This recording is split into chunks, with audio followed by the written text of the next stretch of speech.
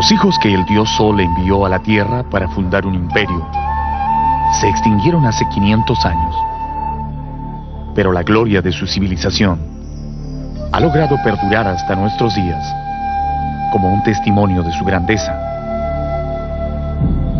En los albores del siglo XV, los incas formaron el único y más poderoso imperio que ha existido en América del Sur.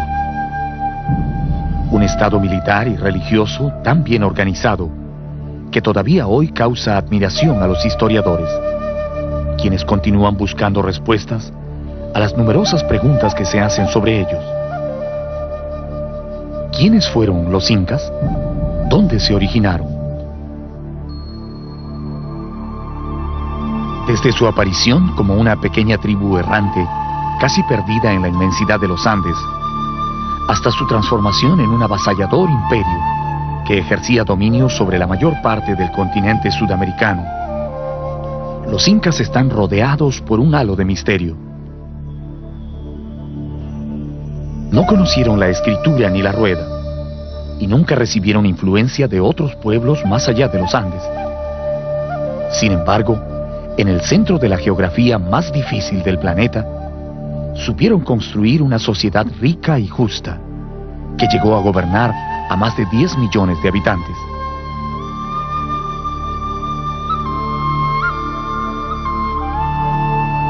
Las tradiciones más antiguas hablan de 14 grandes gobernantes que fueron sucediéndose uno tras otro en la compleja tarea de forjar el estado que llamaron Tahuantinsuyo.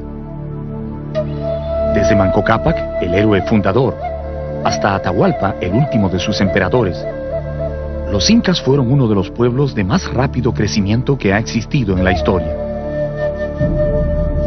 Pero así como su desarrollo fue fulgurante, también lo fue su caída. Su apogeo duró menos de 100 años. El invencible Tahuantinsuyo, que había derrotado a todos los ejércitos que osaron enfrentarlo, se derrumbó repentinamente a manos de un pequeño grupo de conquistadores llegados desde el otro lado del mundo.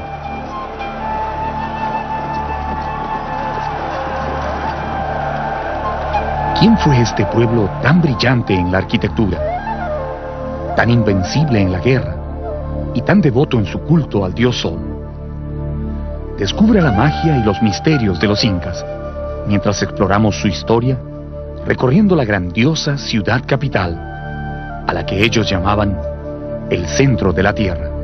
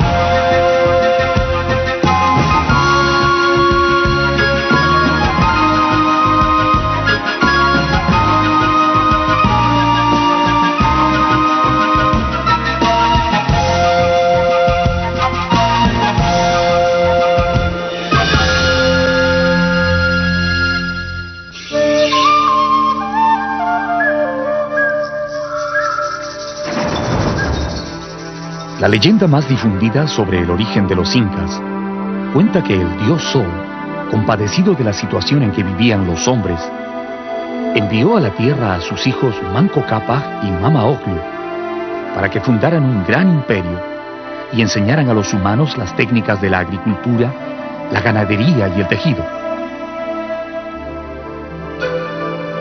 La pareja divina, que eran esposos y hermanos a la vez, recibió un cetro de oro con el mandato de fundar su reino, allí donde la vara se hundiera en el suelo. Partiendo de las orillas del lago Titicaca, caminaron durante muchos años buscando esa tierra prometida, hasta que un día la vara se hundió en la cumbre del cerro Guanacaure, a poca distancia del valle del Cusco. Allí se detuvieron, y en esa región Manco Cápac dio inicio a un fabuloso reino que lograría dominar todo el mundo andino. Fue el escritor mestizo Inca Garcilaso de la Vega el primero que dio a conocer esta leyenda a comienzos del año 1615, como parte de un libro titulado Los Comentarios Reales de los Incas. Es un hermoso relato, pero algunos historiadores creen que no es una verdadera tradición andina, sino una creación literaria de Garcilaso, que intentaba darle al origen de sus antepasados incas un aura de gloria y misterio que fuera atractivo para los lectores europeos. Yo creo que el del Manco Cápac y Mama Ocllo fue, me temo, un invento de Garcilaso, porque le parecía muy bonito, que una pareja fundante, y para Garcilaso todo, no hubo cultura antes. Entonces, eso sabemos que no es así. Para mí el que me da más parece realmente andino es el de los hermanos Ayar.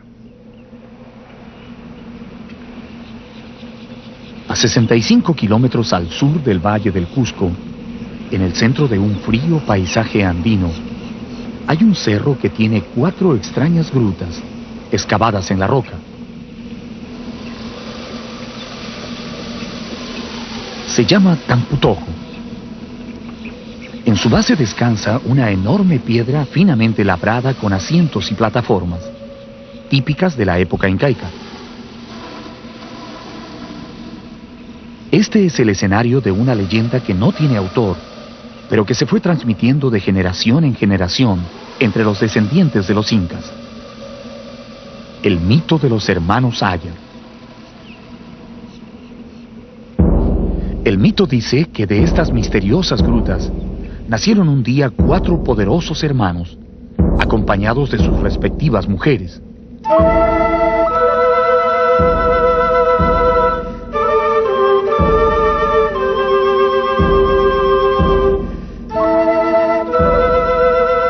Los hombres tenían poderes mágicos.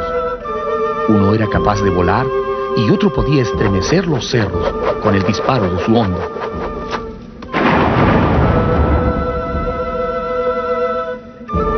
Tan pronto emergieron de las cuevas, Ayarmanco, Ayaruchu, Ayarcachi y Ayarauca, que así eran sus nombres, iniciaron un épico viaje hacia el Valle del Cusco. Probando su valor, sus destrezas, 3 de los héroes se quedaron en el camino, y solo Ayarmanco logró llegar al Cusco y tomar posesión de las tierras donde fundó la majestuosa civilización de los incas.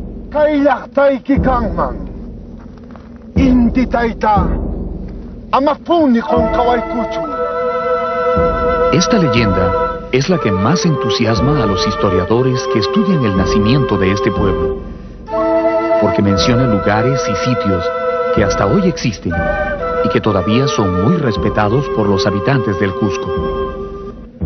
Sin embargo, el verdadero origen de los incas continuará perdido para siempre en el misterio de los tiempos.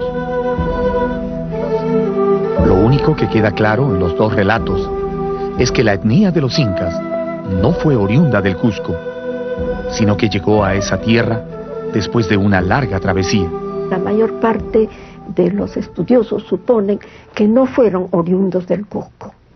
Ellos vinieron de otra parte. Inclusive algunos dicen que eran puquinas, otros que eran aymara. Y por último, quechua hablantes. ¿Pero qué quechua? No se sabe. Y los cronistas explican que vinieron e hicieron pacanas, quedándose varios años en distintos pueblos buscando un sitio fértil, idóneo para establecerse. Pero ¿cómo fue que un pequeño grupo, llegado desde otro lugar de los Andes, logró apoderarse de las mejores tierras y luego someter a todos sus vecinos hasta formar un imperio? Entre todos los gobernantes incas, hubo uno que soñó con un destino más grande para su pueblo. Cuando él llegó al poder, los cusqueños dejaron de ser una aldea para convertirse en un pueblo que marcaría una profunda huella en la historia.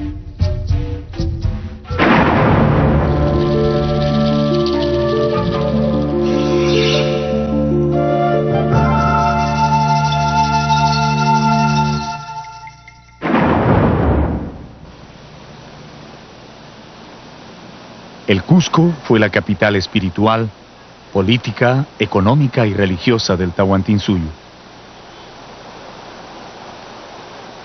Aquí vivieron desde los primeros años de su historia los gobernantes incas, junto con sus familias y la clase dominante. Desde aquí salieron los ejércitos imperiales a conquistar las 4 esquinas del mundo. Y también de aquí se difundió a todo el imperio el culto al dios solar.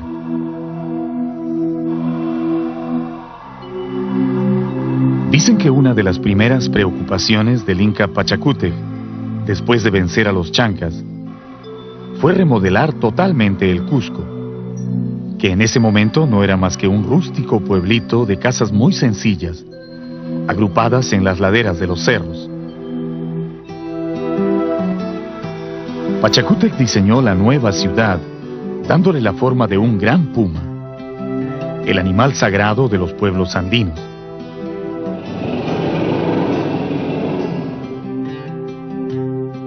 Desde su nacimiento, la capital se dividió en 2 sectores claramente marcados. La parte baja fue llamada el Urin Cusco y la parte alta el Hanan Cusco. La fortaleza de Sacsayhuaman, que construyeron años después, completaría la silueta definitiva de esa extraña ciudad, con forma de felino.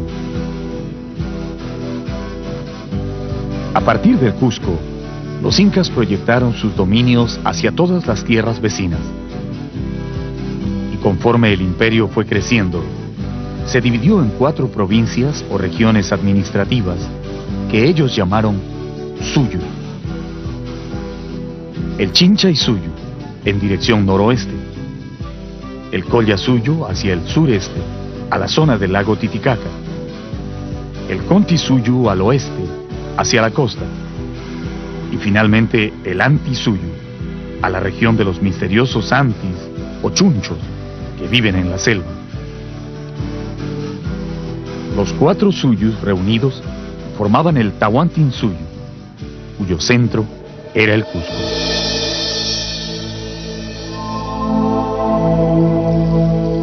Durante el gobierno de Pachacútec, el Cusco se convirtió en una hermosa metrópoli que albergaba a más de 100,000 habitantes. Sus calles, palacios y plazas bien delineadas causaban la admiración de los visitantes que llegaban desde las más alejadas regiones del imperio. Pero dicen que era el templo del Coricancha lo que más atraía a los foráneos. Según los cronistas, fue Pachacútec Inca Yupanqui el que mandó construir este santuario dedicado al dios Sol, y el que lo dotó de tantos adornos y objetos de oro y plata, que el pueblo lo bautizó con el nombre de Coricancha, que en quechua significa recinto de oro.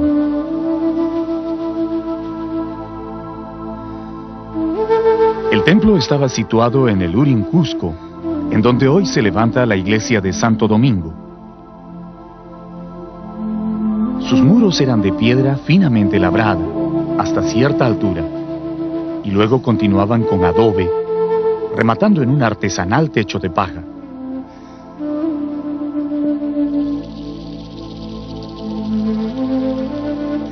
Los primeros europeos que vieron este edificio al llegar al Cusco quedaron deslumbrados por las riquezas que guardaba en su interior.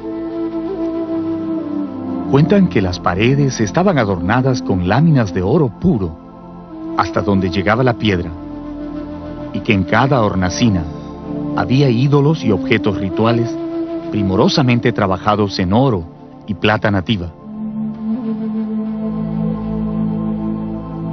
En el lugar más sagrado de este recinto, el Inca ordenó colocar un disco de oro macizo con la representación del dios Sol, ubicando a su derecha la imagen del rayo y a su izquierda al dios Huiracocha, el creador del universo.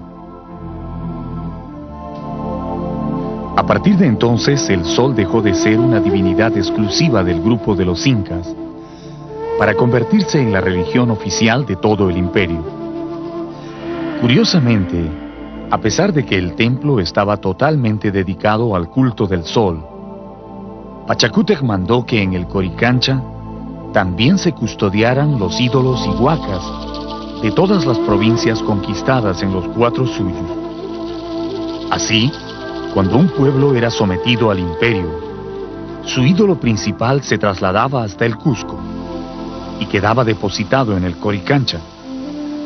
Allí se le respetaba y ofrecía sacrificios, pero también podía ser usado como un arma política cuando algún pueblo vencido se atrevía a rebelarse.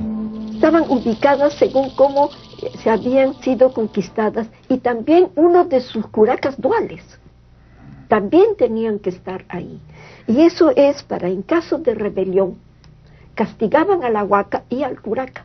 Y muchas rebeliones se evitaron de temor a que la huaca local de un pueblo fuese castigada severamente. ¿Podríamos decir entonces que los incas guardaban como rehenes a los ídolos de los pueblos conquistados? Así es, eran rehenes, y sus señores también.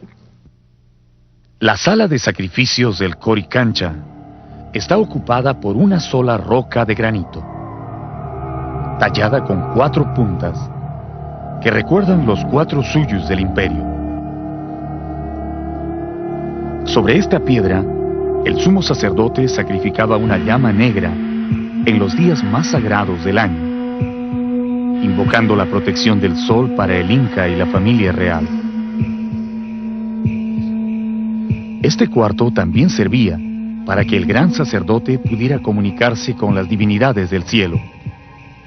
Aquí se apartaba del mundo para beber extraños alucinógenos, hasta caer en un trance durante el cual el sol hablaba por su boca, anunciando los acontecimientos del futuro.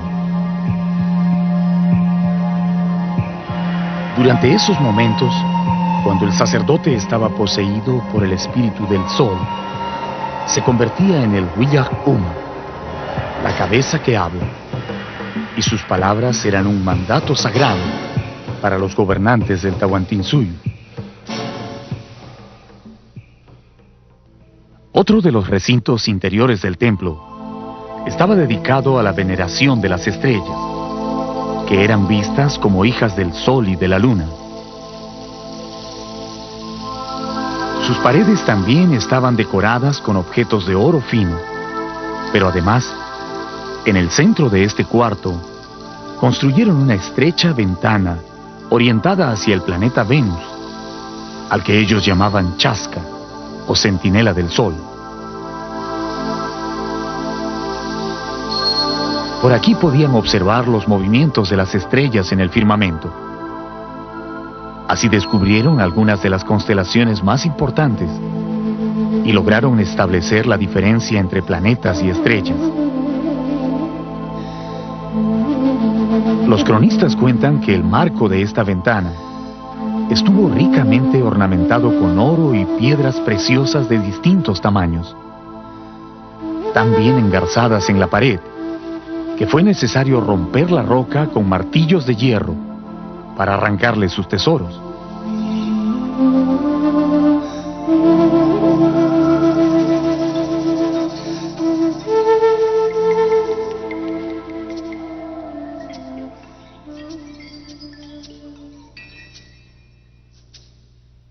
En los años posteriores a la conquista, los sacerdotes dominicos que se instalaron en el Coricancha mandaron cubrir los muros incas con una gruesa capa de yeso, sobre la cual pintaron diversos motivos religiosos. Su intención era hacer olvidar a los indios el antiguo significado del santuario. El yeso ocultó temporalmente al gran templo del sol, pero no logró vencer al tiempo. Después de medio milenio, la cobertura colonial casi ha desaparecido totalmente, pero las piedras se mantienen tan firmes como las dejaron sus constructores.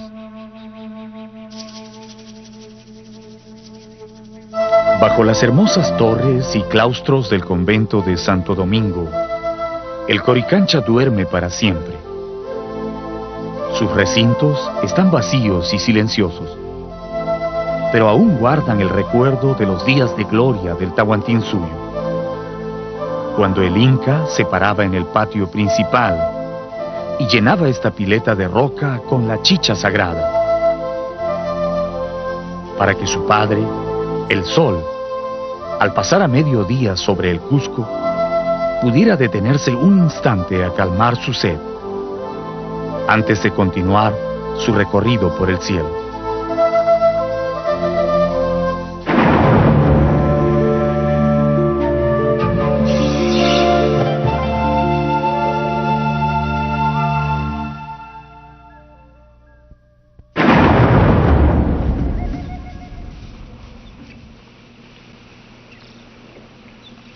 El Cusco es la ciudad viviente más antigua del continente americano. Nació en la noche de los tiempos, en una época que no es posible precisar, y ha existido sin interrupción durante siglos, manteniendo inconmovible su presencia en el mundo andino.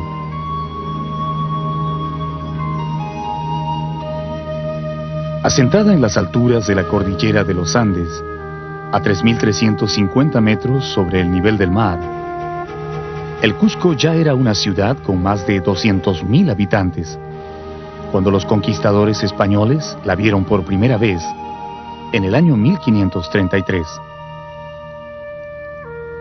Dicen que su nombre antiguo era Acamama, pero se cambió a Cusco en la época en que los incas comenzaron a expandirse y formaron el imperio del Tahuantinsuyo.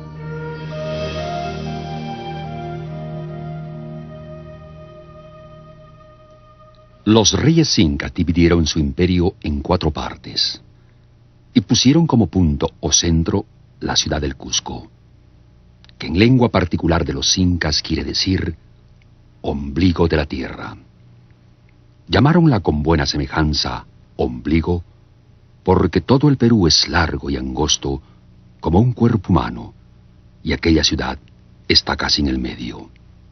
Inca Garcilaso de la Vega, Comentarios Reales. En los años dorados de la época imperial, los incas embellecieron su capital con numerosos santuarios, palacios y centros ceremoniales tan sólidamente construidos que han resistido admirablemente el paso del tiempo y hoy constituyen el mejor testimonio de la grandeza de esa civilización.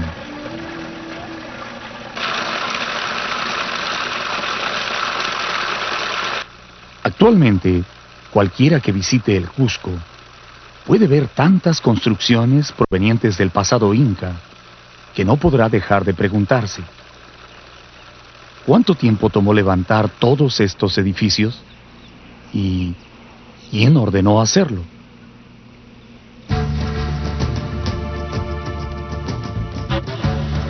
Los historiadores coinciden en señalar que fueron 14 los incas que gobernaron el imperio. Sin embargo, la mayor parte de esos incas pertenecen al mundo de la leyenda o la imaginación, porque no hay nada que pueda probar que realmente existieron. Desde Manco Cápac hasta Huiracocha, todos son incas míticos, y solo los 5 últimos corresponden al periodo que se denomina histórico, del cual hay testimonios comprobables.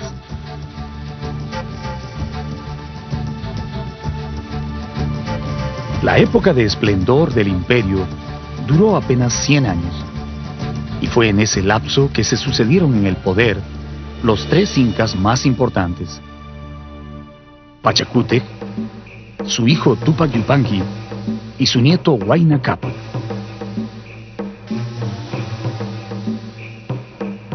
Todo lo que podemos apreciar en nuestros días como herencia de los incas fue construido durante el mandato de esos 3 gobernantes, que se conoce como el siglo de oro del imperio, y está comprendido aproximadamente entre los años 1430 y 1525. Pachacútec fue el gran iniciador.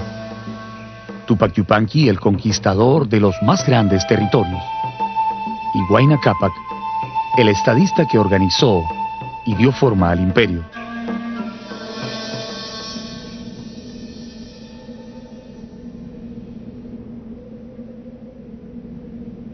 Los cronistas afirman que Pachacútec fue un gran arquitecto, mientras su hijo Tupac Yupanqui guerreaba, extendiendo las fronteras del imperio.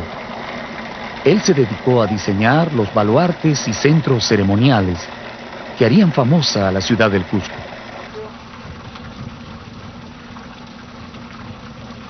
Sus construcciones fueron monumentales y casi siempre tuvieron un carácter ritual.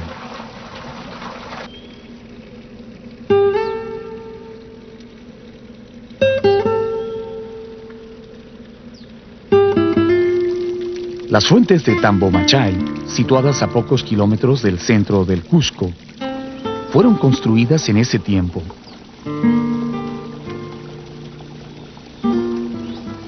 Eran parte de un gran santuario donde se rendía culto al agua y a donde los gobernantes incas se retiraban a descansar en determinadas épocas del año.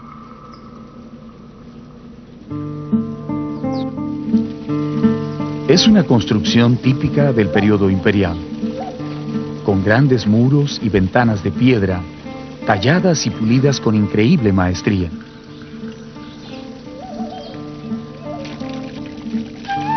Nadie ha podido descubrir de dónde viene el agua de estas fuentes. Lo que sí se sabe es que nunca se termina. Durante todo el año traen la misma cantidad y siempre es agua limpia y pura.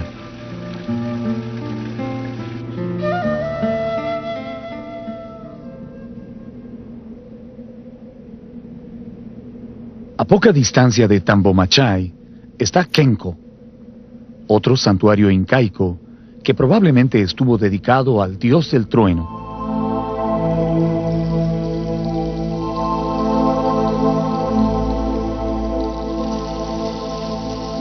En el centro de este lugar se levanta una gran roca que antiguamente fue esculpida con imágenes de pequeños sapos y monos, pero que luego fue destruida en el tiempo de la colonia por los sacerdotes extirpadores de idolatrías, que no deseaban dejar nada que recuerde a los antiguos dioses de los indios.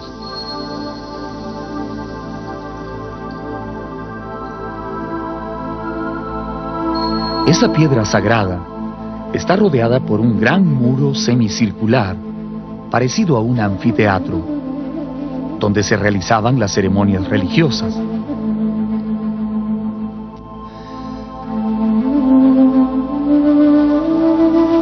Cuentan que las hornacinas servían para colocar a las momias de los incas difuntos o de antepasados importantes, que siempre eran invitados a participar en los rituales.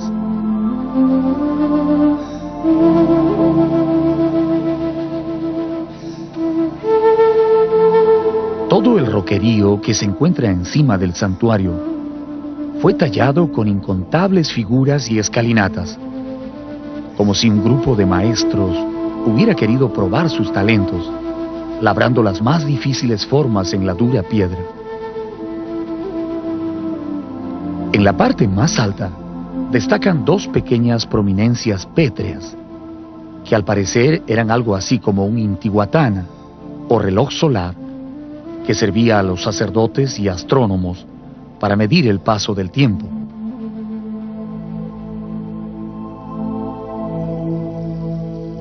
Curiosamente, durante el solsticio de invierno, los primeros rayos de sol que llegan a Kenko caen sobre estas rocas, formando una extraña figura que parece un puma con los ojos brillantes.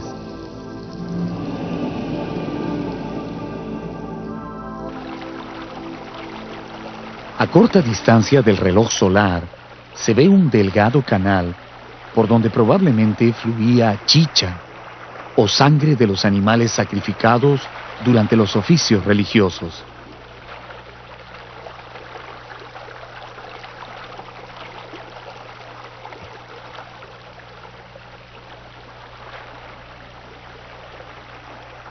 En la parte baja, el canal se divide en 3 pequeños ramales.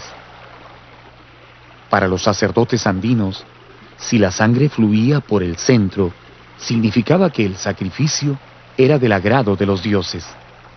De lo contrario, ese era el comienzo de una época con los peores augurios.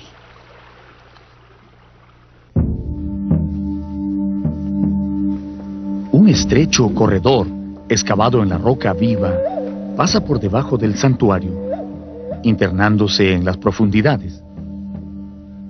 Probablemente de allí deriva el nombre de Kenko, que significa laberinto.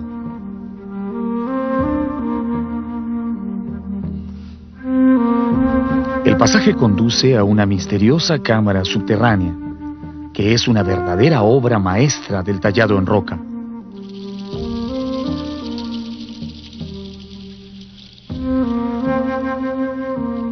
Como si la piedra fuera una materia sencilla para sus manos, los alarifes incaicos la cortaron como quisieron, formando alacenas, escalones y un gran altar de sacrificios. La mesa ceremonial servía para embalsamar los cadáveres de los nobles y personajes importantes. Pero también se han encontrado huellas de sacrificios humanos que se realizaban en secreto en las profundidades de Kenko.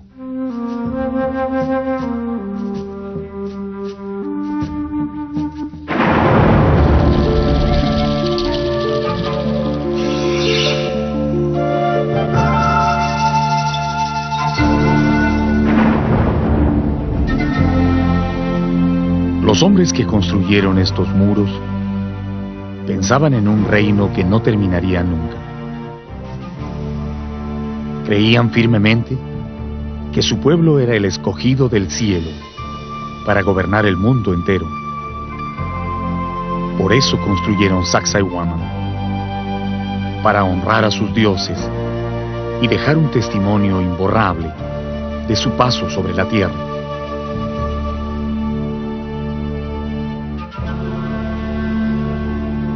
Hacia el año 1450 de nuestra era, Pachacútec Inca Yupanqui, el 9º gobernante de los incas, ordenó iniciar la construcción de un imponente santuario, con el que quería celebrar las victoriosas guerras de conquista de su hijo Tupac Yupanqui.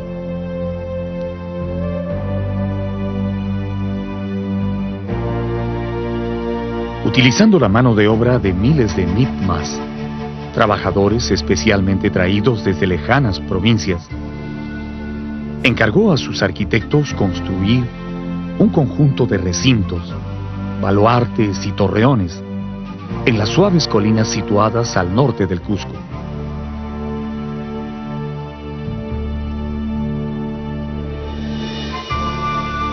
Esas construcciones tenían también el objetivo de concluir el diseño de la ciudad. Sacsayhuaman sería la cabeza de esa extraña ciudad con forma de puma que era la capital del imperio.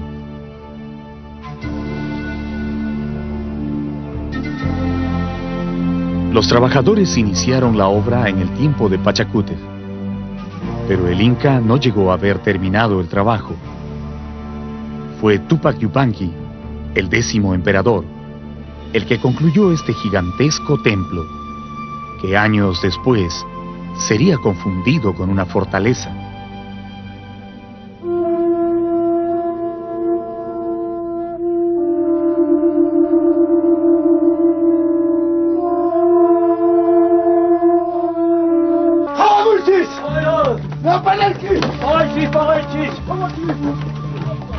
En el año 1535, cuando los conquistadores ya habían capturado el Cusco, Manco Inca, el Inca nombrado por los españoles, decidió rebelarse y levantó un gran ejército con el que logró sitiar la ciudad por varios meses. Después de sangrientas batallas, los indios se vieron forzados a retroceder y se atrincheraron en el santuario, logrando resistir por más de 20 días. Allí murió el valeroso guerrero Cahuide, que según los cronistas, fue el encargado de la defensa del último torreón. En el torreón más alto los indios tenían por capitán a un orejón tan valeroso que se le podría comparar con los romanos. Llevaba una daga en el brazo y una porra en la mano, con la que asestaba mortales golpes a los españoles y también a los indios que se querían rendir. Andaba como un león de un lado a otro, pero al final, viendo clara la perdición de todo, arrojó la porra a los cristianos y tomando pedazos de tierra, la mordía con tanta congoja que no se puede decir. Después se echó de lo alto de la fortaleza para que no triunfaran sobre él. Cronista Pedro Pizarro, 1536.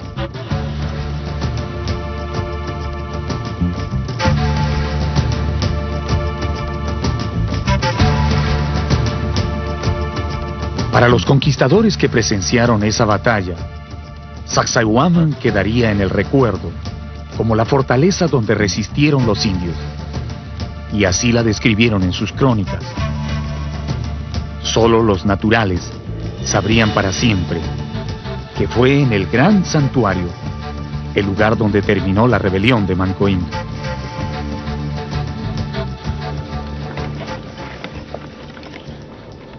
Los pacientes trabajos de los historiadores y arqueólogos han permitido en las últimas décadas rescatar la verdadera función de Sacsayhuaman como un importantísimo santuario dedicado al culto del sol y otras divinidades andinas.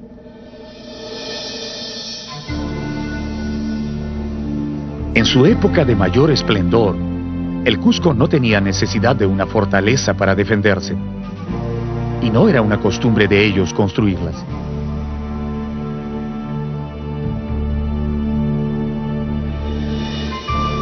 Los recintos de Sacsayhuaman, aparte de su función religiosa, eran utilizados como depósitos de alimentos, vestidos, almacenes de armas y también de huacas e ídolos, cuando el templo del sol en el Coricancha resultó demasiado pequeño para albergar los dioses de las provincias conquistadas.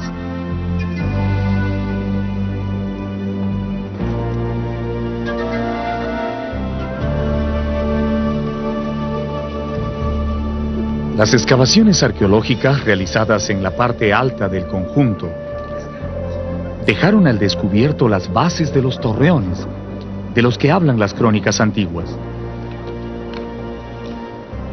Se cree que estos torreones tenían más de 15 metros de altura y servían de observatorios, desde donde se podía dominar todo el valle del Cusco. Sobre el cerro que está encima del Cusco, hay una fortaleza de tierra y de piedra con sus ventanas grandes que miran a la ciudad, y una torre principal en el medio que tenía tantos recintos que una sola persona no la podría ver en todo un día. Cronista Pedro Sánchez de la Hoz.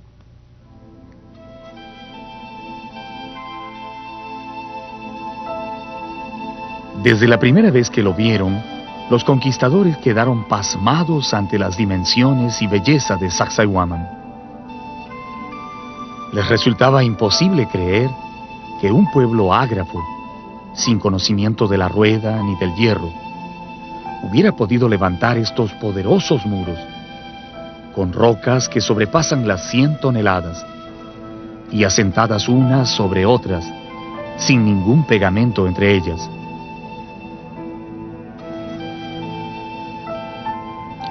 Al que las ha visto y mirado con atención, le hacen imaginar y aún creer que son hechas por vía de encantamiento, y que las hicieron demonios y no hombres, porque la multitud de piedras tantas y tan grandes como las hay, causa enorme admiración. Inca Garcilaso de la Vega, Comentarios Reales.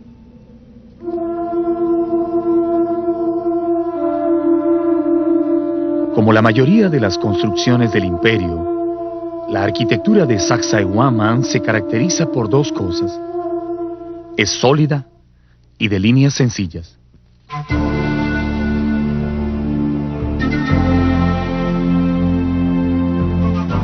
La austera personalidad de los incas no permitía más adornos en sus edificios que el maravilloso pulido de las piedras. Aun cuando otros pueblos anteriores a ellos, como Chavín o Tiahuanacu, decoraron sus santuarios con esculturas y estelas, los incas prefirieron un estilo sobrio, pero resistente en su arquitectura.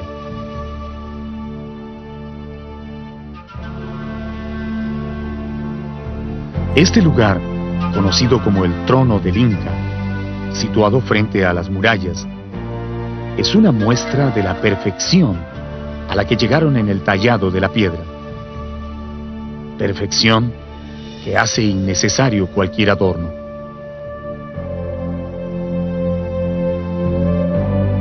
En conjunto, viene a ser, en cuanto a esculturas, la escultura que a mi juicio es la de más fino acabado y que les habría demandado mucho tiempo para trabajar, porque esta es una escultura hecha en piedra diorita, y la diorita es más dura que la andesita y la caliza, por lo tanto, aquí han tenido que hacer un trabajo muy fino. ¿Qué tipo de herramientas pudieron haber utilizado para lograr esta perfección en los cortes de la piedra? El Museo Inca de Cusco exhibe las plomadas, las barretillas, las barretas, inclusive unos cinceles de bronce de toda dimensión, y luego el frotamiento que remata todo el acabado de la superficie de estas esculturas.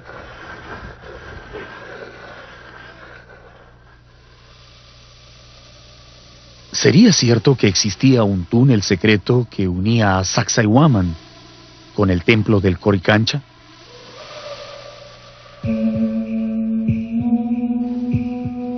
Dicen que era un inmenso pasaje que corría bajo la ciudad y que se construyó para permitir la huida de los incas en el caso de peligrar la capital.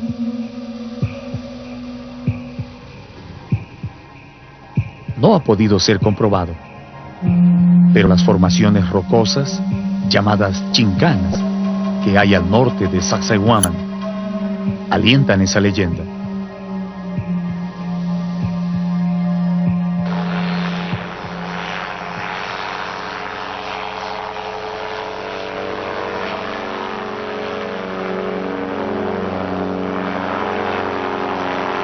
Utilizando un pequeño motor delta con forma de cóndor, nos elevamos sobre Sacsayhuaman para mirarlo desde el aire.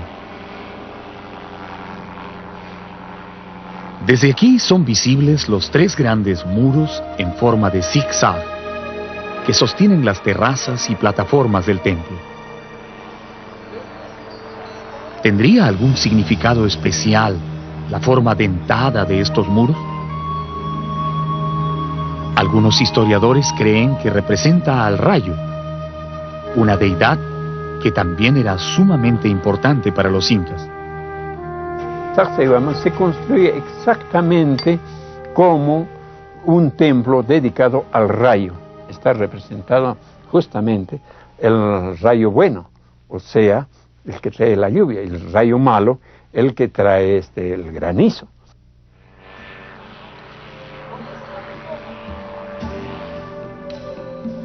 Este gran círculo de piedra construido al costado del santuario fue una laguna artificial, junto a la cual celebraban oficios religiosos y, al parecer, también despedían a sus muertos notables.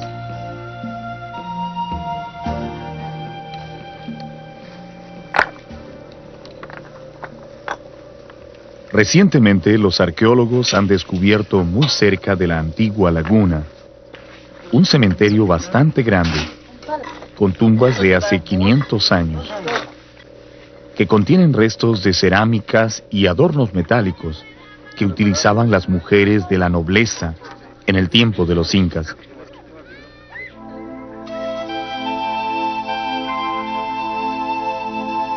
Es la primera vez que los investigadores pueden ver las tumbas de los nobles del Tahuantinsuyo, antes de que hayan sido saqueadas.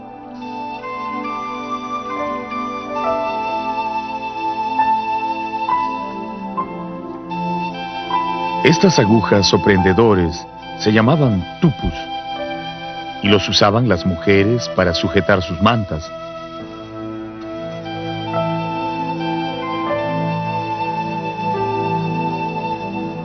También se puede ver varios lirpus, esos espejos de metal muy pulido que usaban encima del pecho las damas distinguidas, exactamente como aparecen en los dibujos del cronista Guamán Poma de Ayala.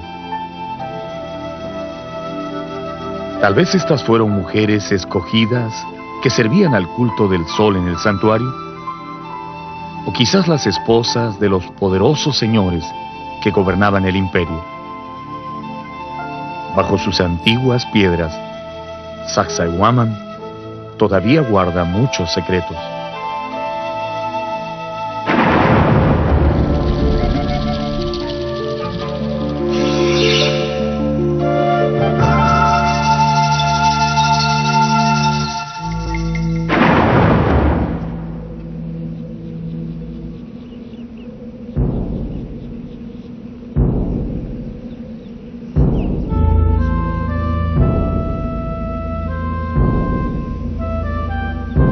Cada uno de los nevados y montañas del Cusco tiene su propio nombre.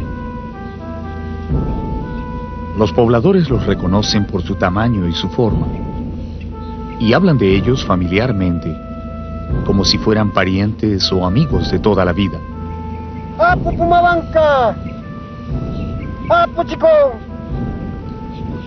Durante incontables generaciones, la gente del campo ha dirigido la vista a estas grandes montañas, invocando su protección o solicitando su permiso para sembrar la tierra.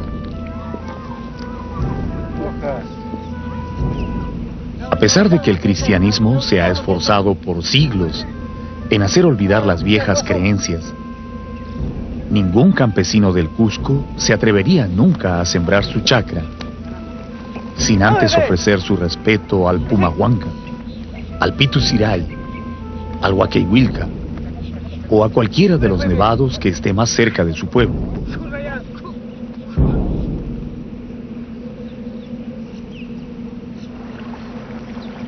Al pie de las venerables montañas discurre apaciblemente el Huilcamayu, el río sagrado de los incas, al que en castellano también le dicen Vilcanota. Este es un río tranquilo, generoso con las tierras, que en su lento descenso desde la cordillera hasta la selva, forma un valle amplio y abrigado, tan fértil que los incas lo consideraron un verdadero regalo de los dioses.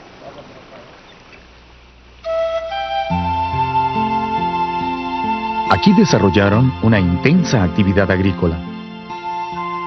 Desde las riberas del río hasta lo alto de los cerros, ordenaron construir andenes o terrazas superpuestas, especialmente diseñadas para no desaprovechar ni un solo pedazo de tierra. Y allí fueron sembrando sus plantas, de acuerdo a las variaciones de la temperatura. Desde maíz, en la parte baja, hasta quinoa, papas y habas en los andenes más altos.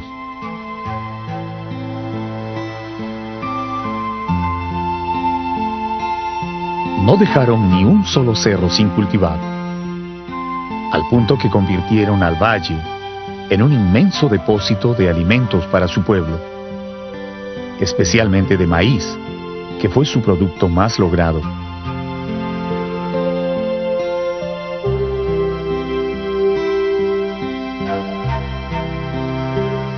En el sector comprendido entre el pueblo de Pisac y Machu Picchu, los incas dejaron tantos andenes en plena producción que si volvieran a ser utilizados, resolverían totalmente el problema alimentario en todo el sur del Perú.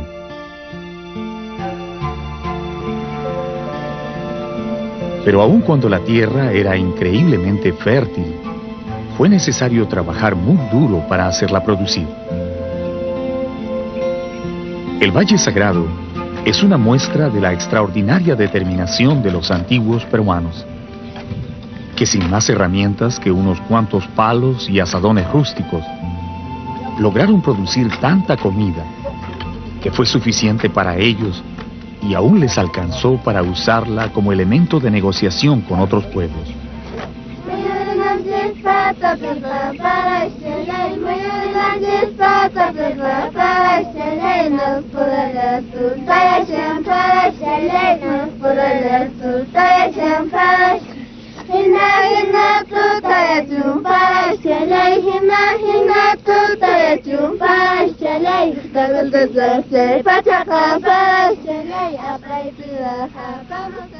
Pisaj es una palabra quechua que no tiene traducción en castellano.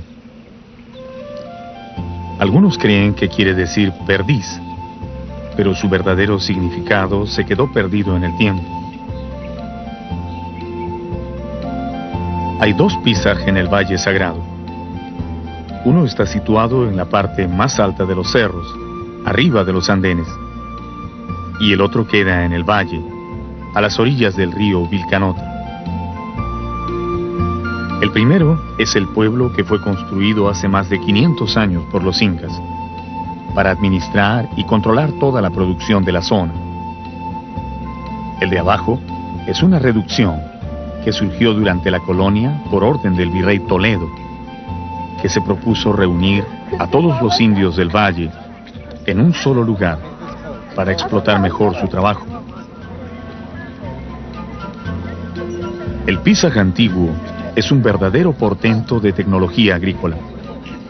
Basta una sola mirada para imaginar el tiempo y esfuerzo que les debe haber tomado a los antiguos construir esta inacabable sucesión de andenes que contornan los cerros. Las construcciones están intactas.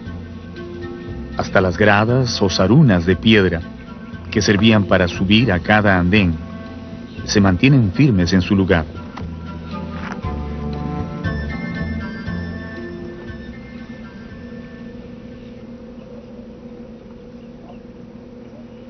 El sector de viviendas ocupa buena parte de la montaña que domina todo el conjunto.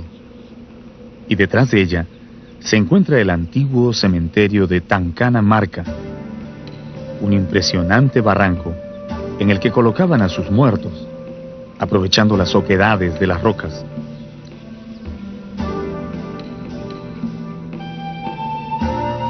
Como todo centro de producción agrícola, Pisaj tenía sus graneros o colcas, donde guardaban las cosechas antes de distribuirlas a los pueblos del Cusco. Estos depósitos están situados estratégicamente en los flancos de los cerros, donde el viento sopla día y noche, lo que garantizaba una buena conservación de los productos. Y por si hubiera alguien que intentara acercarse a robar en las colcas, los agricultores tenían instalados varios torreones de vigilancia, con gente armada que miraba desde las alturas, cuidando el producto de su trabajo.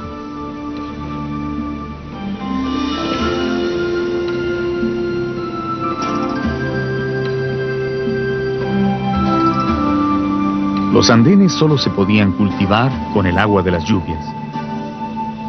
Si no había lluvia, no había comida.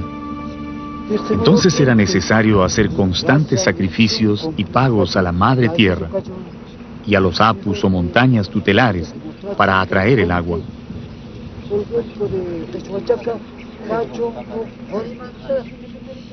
Al pasar por esta portada, que se conoce como Amaru Punku, o Puerta de la Serpiente, se ingresa en el sector religioso de Pisaj. Se trata de un impresionante conjunto de salones, cuartos y pequeñas plazas construidos con bloque de roca arenisca, asentados y pulidos con extraordinaria maestría. Aquí se reunían los sacerdotes para ofrecer sus sacrificios durante todo el año, pidiendo el milagro de la lluvia para sus tierras. De ellos dependía la vida en el valle. Si algún año se desataba la sequía, los sacerdotes podían ser sancionados severamente por no haber logrado ganar el favor de los dioses. El lugar más sagrado de Pisag era el Templo del Sol, donde estaba situado el Intihuatana, una roca cuidadosamente orientada al este, en la que calculaban el movimiento del Sol en el espacio para dirigir los ciclos de siembras y cosechas.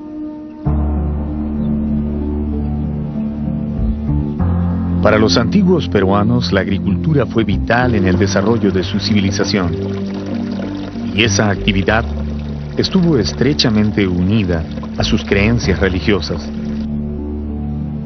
A lo largo del Valle Sagrado, los andenes y los adoratorios están siempre juntos.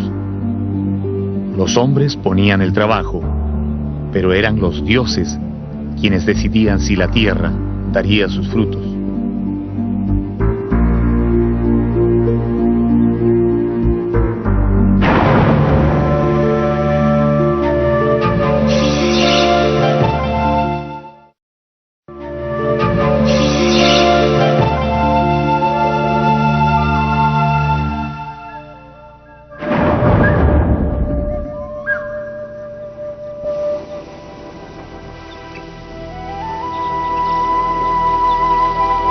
Durante la época de los incas, se llamaban tampus a los pueblos donde se almacenaban grandes cantidades de alimentos y en los que podían detenerse a descansar los viajeros o los ejércitos en campaña.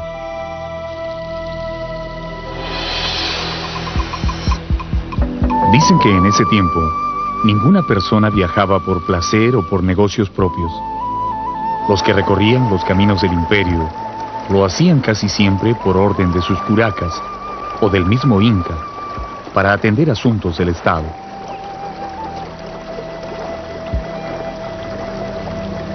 Los tampus servían de lugar de descanso para esos viajeros, y por supuesto eran también centros de control entre una y otra región. Ollantaytambo es uno de los tampus mejor conservados que quedan de la época incaica. El sector religioso, al que a veces se le confunde con una fortaleza, se inicia en la parte baja del conjunto. Aquí se ven las casas de piedra, adobe y paja, en las que vivieron los sacerdotes y las mujeres escogidas para el servicio del sol.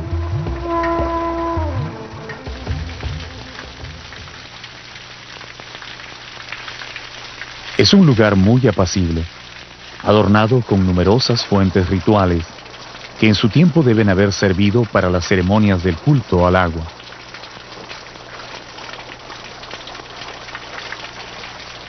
Cada una de estas fuentes fue labrada en roca con sus propias características y diseños.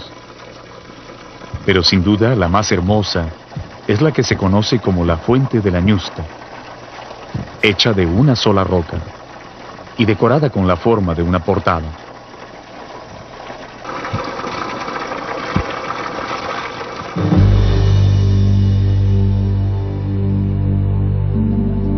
Para llegar al corazón del sector religioso, es necesario subir una empinada escalinata de piedra que cruza 16 andenes, perfectamente alineados, encima de los cuales se levanta un maravilloso conjunto de portadas y recintos hechos de piedra, que constituyen la más admirable muestra de la arquitectura de los incas.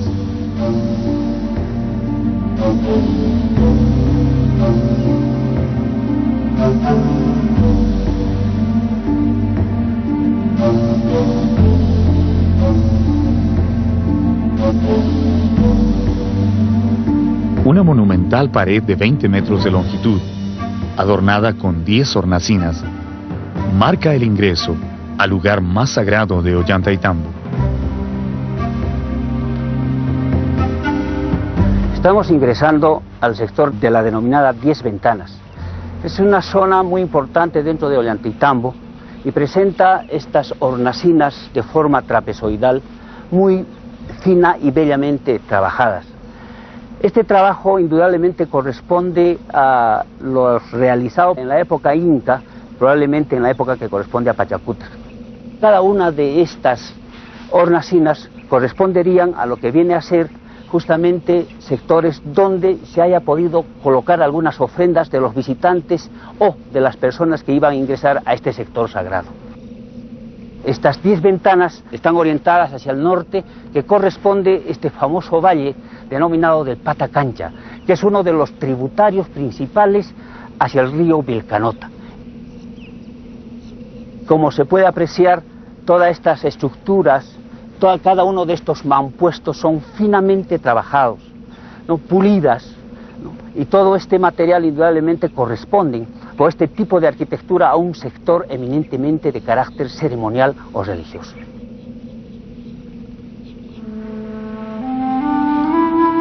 En este muro resaltan unas extrañas protuberancias cuya función nunca se ha podido explicar con claridad.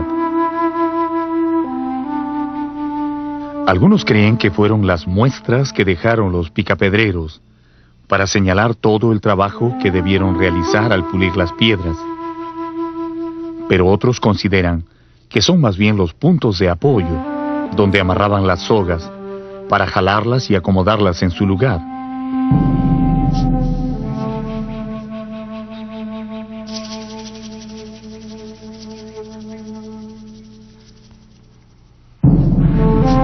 Ambas teorías son bastante difíciles de creer. La verdadera función de estas protuberancias, que además solo se ven en algunas rocas, es un secreto que se llevaron a la tumba los arquitectos de Ollantaytambo.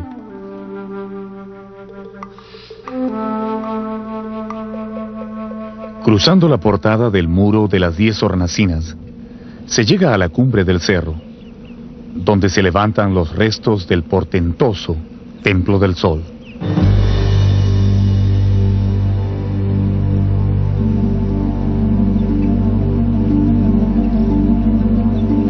Aquí, los adjetivos son insuficientes para describir la obra de los antiguos peruanos. Solamente una gran fuerza de voluntad y una devoción absoluta a sus dioses pudo llevarlos a tallar estos formidables lienzos de piedra, con los que quisieron honrar al supremo Inti, el Padre Sol.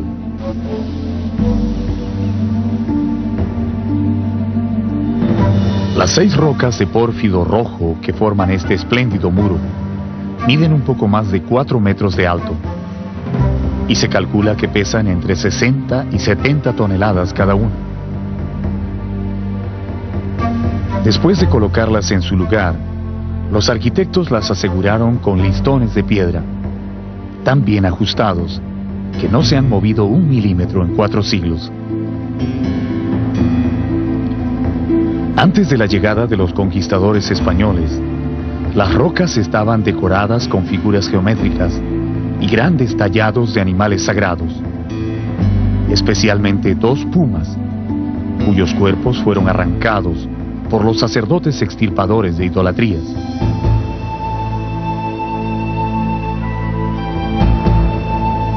Se afirma que este templo aún no había terminado de construirse cuando llegaron los invasores europeos. Alrededor del muro principal se pueden ver muchas rocas ya cortadas y pulidas, esperando ser ubicadas en su posición final, y otras subidas sobre pequeñas rampas, tal vez a punto de ser levantadas. El templo estaba diseñado para ser el más grande y suntuoso del Tahuantinsuyo. Los historiadores calculan que aquí debieron trabajar miles de obreros durante varias décadas antes que la obra fuera paralizada. ¿De dónde trajeron estas rocas tan enormes? ¿Cómo las llevaron hasta la cumbre del cerro? ¿Qué herramientas utilizaron para cortarlas? La construcción es tan portentosa que algunos quieren creer que no es una obra humana. Sin embargo, las huellas del trabajo están a la vista.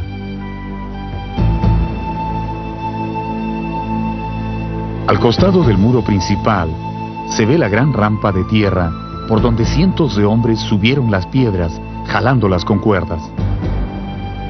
Abajo de esa rampa se aprecian las rocas que se quedaron a medio subir.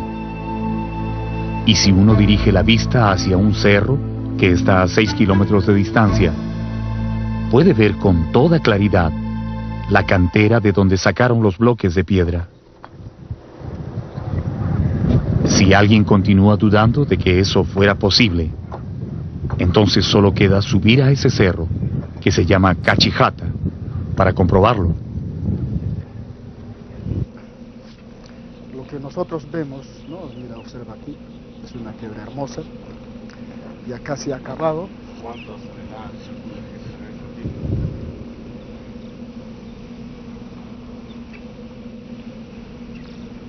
Cuando uno visita la cantera de donde se sacaron las piedras para construir Ollantaytambo, recién se puede dar cuenta del enorme esfuerzo que significó para los constructores incas arrancar las piedras desde este cerro y llevarlas hasta el sitio donde levantaron sus monumentos. Aquí está la cantera y allá a lo lejos está Ollantaytambo, a 5 o 6 kilómetros de distancia. Tuvieron que pasar por los cerros, cruzar el río y volver a levantar las piedras hasta llevarlas al sitio exacto donde ellos las querían. Piedras tan grandes como esta en la que estoy caminando, que fácilmente deben pesar más de 20 toneladas.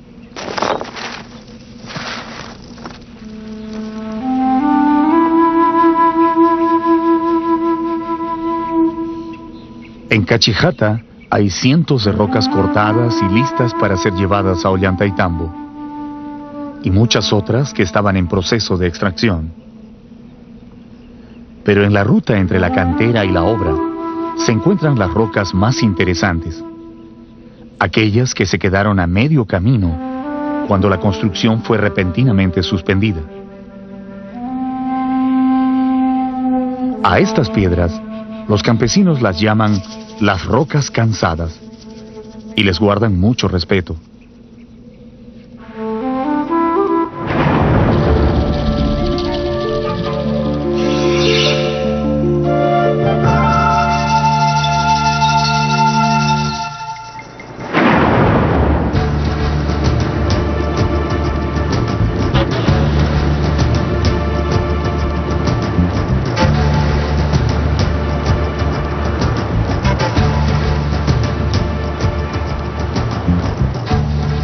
Hay 3 formas de ir a Machu Picchu, la ciudad sagrada de los incas.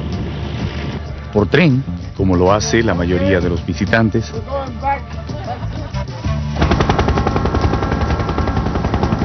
En la comodidad de un helicóptero que realiza el viaje en menos de 45 minutos.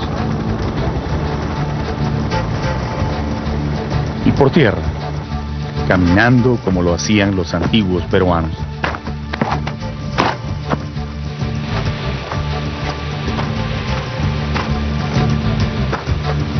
El camino inca es, por supuesto, el más difícil de los 3 métodos, pero sin duda es el que mejores experiencias depara al visitante.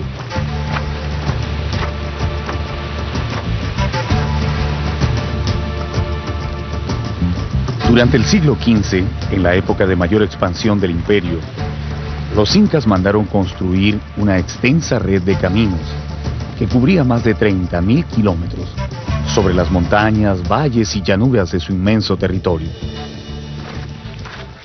Algunos de esos caminos ya existían desde épocas remotas, pero los quechuas ordenaron ampliarlos, empedrarlos y dotarlos de puentes, tambos y depósitos de alimentos para atender a los viajeros.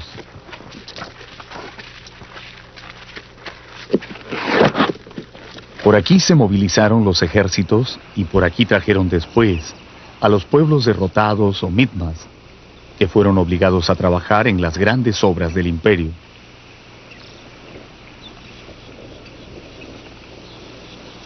En los lugares donde los ríos impedían el paso, construyeron puentes realmente increíbles, utilizando solamente la quechua o paja de las punas.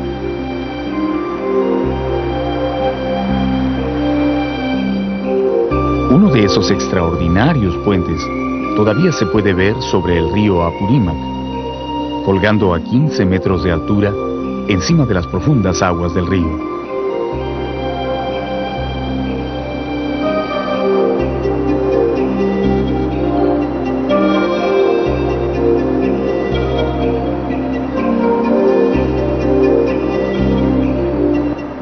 Se le conoce con el nombre de Queshuachaca, o puente de paja, y verdaderamente está hecho solo con paja, sin ningún trozo de metal o madera.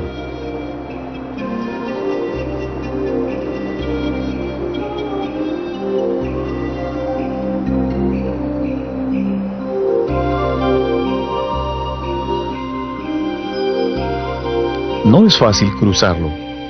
El puente se mueve bastante con el peso, pero es muy resistente.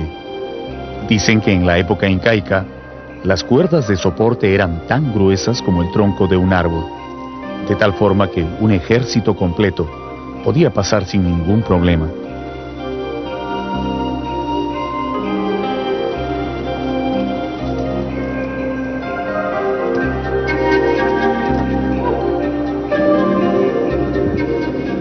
El camino que lleva a Machu Picchu baja desde las Punas a 3.600 metros sobre el nivel del mar, hasta las cálidas tierras de la Ceja de Selva, donde el río Urubamba cambia de nombre para llamarse Vilcanota.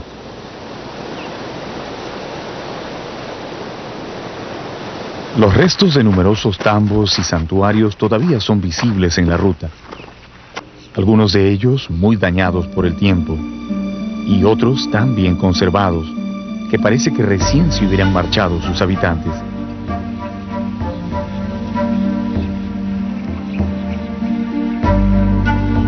La neblina es un compañero inseparable de los caminantes. Le da un aspecto fantasmal a los antiguos edificios incas.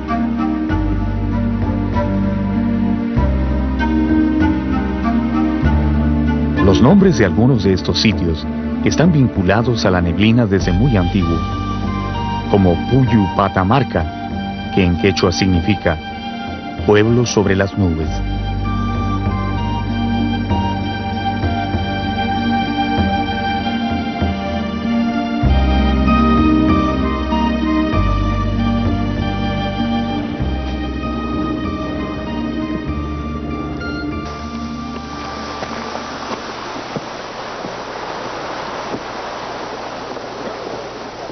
Conforme se avanza hacia la ceja de montaña, las cascadas se hacen más numerosas,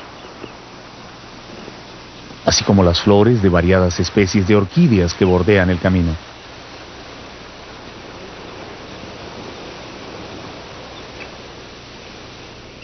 Los constructores incas hicieron un trabajo a conciencia en su red vial. Cada una de las piedras y escalinatas de este camino ha resistido 4 siglos de duro trajín y todavía se mantienen firmes en su lugar.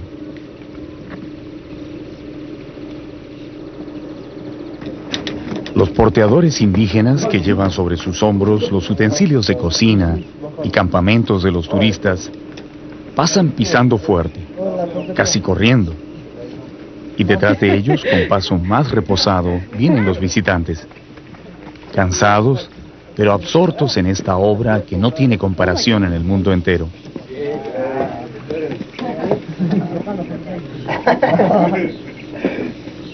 El camino inca no conoce desviaciones. Sigue una línea inconmovible hacia Machu Picchu, faldeando los cerros o trepando sobre ellos sin ninguna indecisión. Si hay que bajar, lo hace, y cuando se debe subir, se lanza hacia la altura sin ahorrar ni un metro de esfuerzo a los caminantes.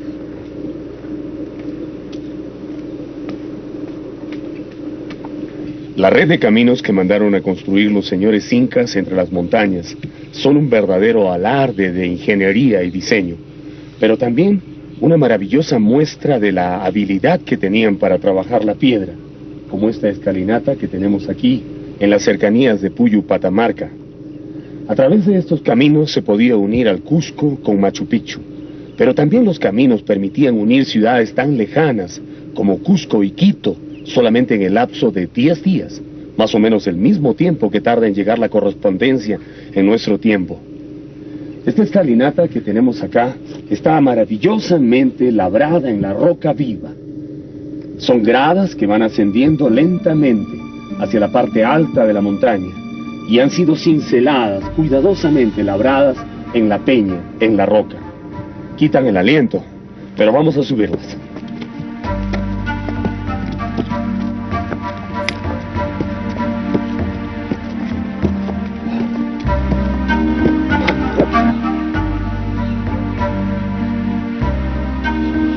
El conjunto de Huña y Huayna, descubierto por el arqueólogo Julio César Tello, es el último lugar de descanso antes de llegar a Machu Picchu.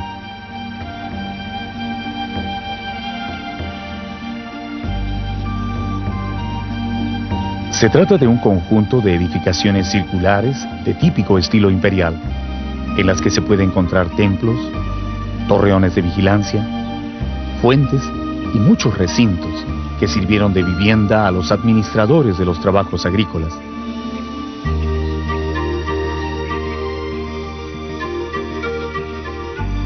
Como corresponde a un pueblo de montaña, los techos de estas casas eran muy altos e inclinados a dos aguas para enfrentar las fuertes lluvias que caen durante casi todo el año.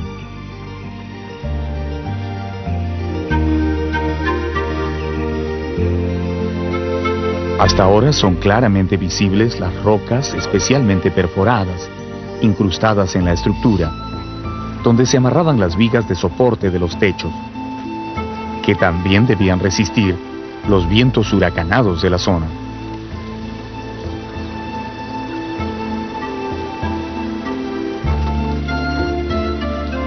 Huña y Huayna fue un gran centro de producción y almacenamiento de alimentos, sobre todo de aquellos que se cultivaban en el cálido clima de la ceja de montaña, como las frutas, los ajíes, el maní y también la coca.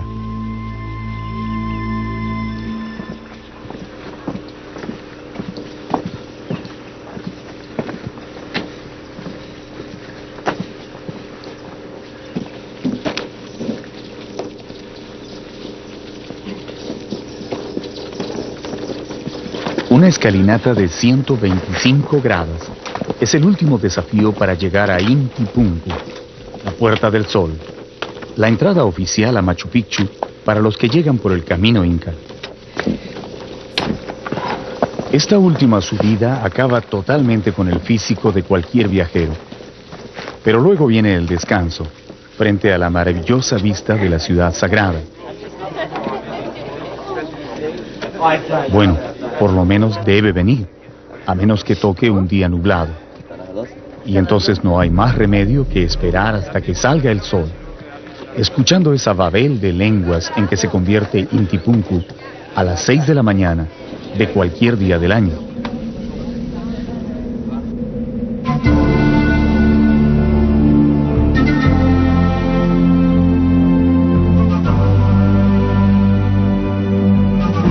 Machu Picchu fue una obra monumental iniciada por Pachacútec a finales de su reinado y concluida por sus sucesores, su hijo Tupac Yupanqui y su nieto Huayna Cápac. Es la máxima expresión de la arquitectura inca imperial, una ciudad que es a la vez un santuario y un centro administrativo, planeado para conquistar los misteriosos territorios de la ceja de selva.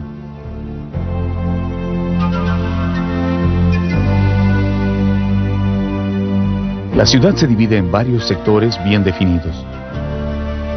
Uno es el sector agrícola, en el que destacan las terrazas o andenes, que forman grandes escalones en las laderas de los cerros.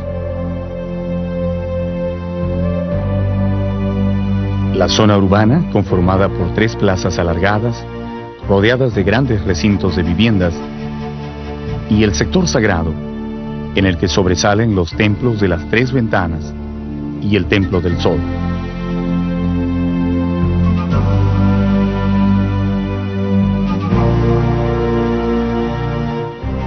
En la cima de todo el conjunto reposa el Intihuatán, o reloj solar, desde donde podían vigilar el movimiento del Sol en su viaje por el cielo.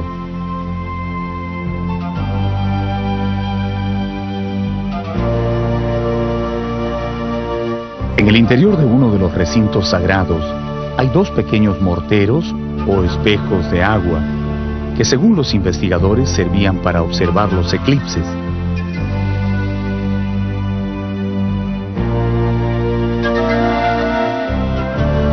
Desde que fue dada a conocer al mundo entero en el año 1911, Machu Picchu es la ciudad prehispánica más visitada del Nuevo Mundo. No hay un solo día del año en que los turistas no suban a visitarla. colmando sus plazas y santuarios con sus pisadas y el sonido de sus voces. Esa es la vista a la que ya nos hemos acostumbrado en nuestro tiempo. Pero, ¿cómo se vería Machu Picchu en su época de gloria?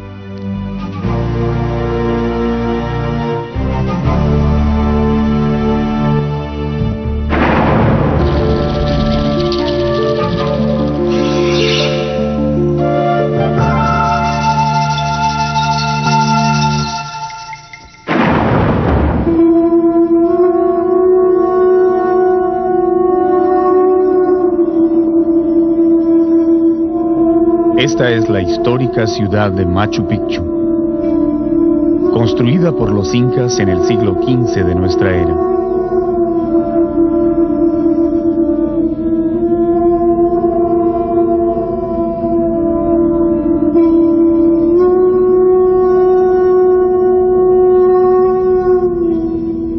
Entre los palacios y recintos de esta antigua ciudad, se escucha ahora el sonido de los pututos llamando a reunión. La corte del Zapaj Inca, el supremo gobernante, el hijo del sol, se está reuniendo para celebrar el inicio de una nueva era. El sol ha completado un círculo en su camino del cielo y es tiempo de pagar a la Pachamama, la Madre Tierra, para que sea generosa con los hombres en el futuro que se aproxima.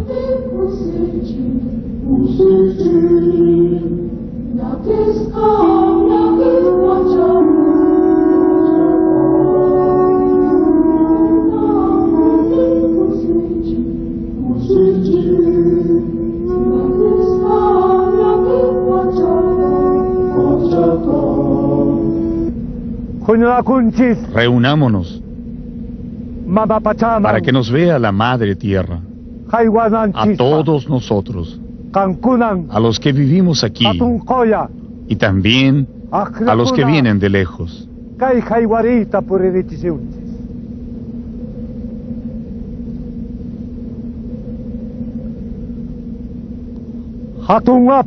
Gran Señor, nosotros queremos adorarte. Señor Huayna Picchu, Señor Putucusi, Señor Machu Picchu, Señor Salcantay.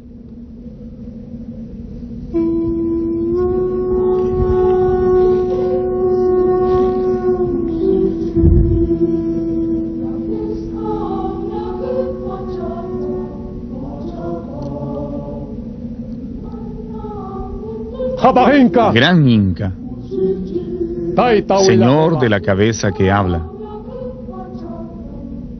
A la Madre Tierra la bendecimos y le ofrecemos un pago.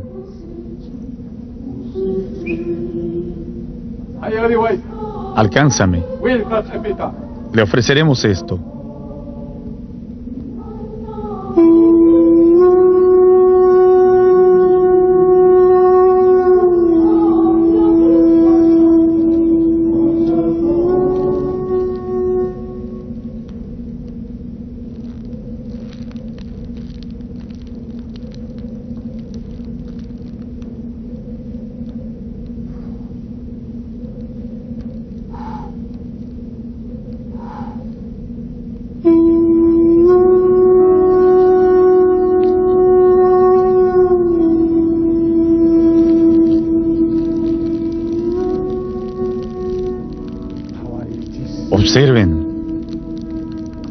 Observen con atención. Observen. Señor Inca, en la coca puedo ver el futuro. Es favorable. Las hojas se queman y son dulces a la tierra. Tendremos un buen año. Habrá mucha comida. Alegrémonos. Festejemos. Vienen buenos tiempos, Inca. Eso es lo que veo. Es una buena tierra. Habrá mucha comida. Lo veo, alegrémonos. Alegrémonos mucho. Eso es lo que he visto, señor Inca. Te he escuchado. A ti, sacerdote Cura Jaculli. Has hablado bien. Has visto bien el futuro con tu corazón. Alegrémonos, pues, todos. Alegrémonos. Alegrémonos y gritemos Haile.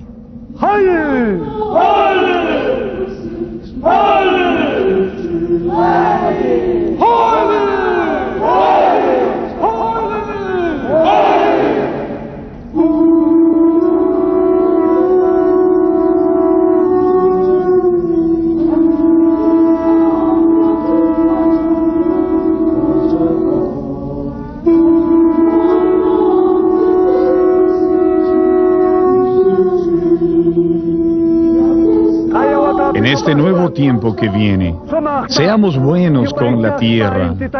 Demos gracias al Padre Sol que nos mira desde arriba. Felicidad a todos, a la Madre Tierra.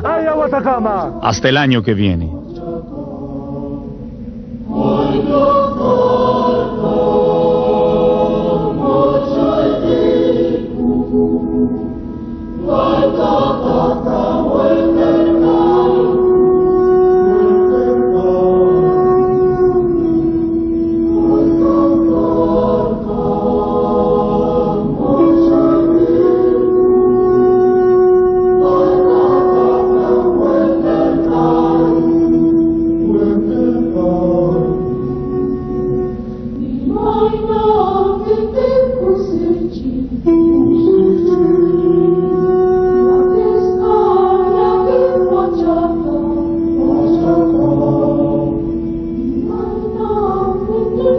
Thank you.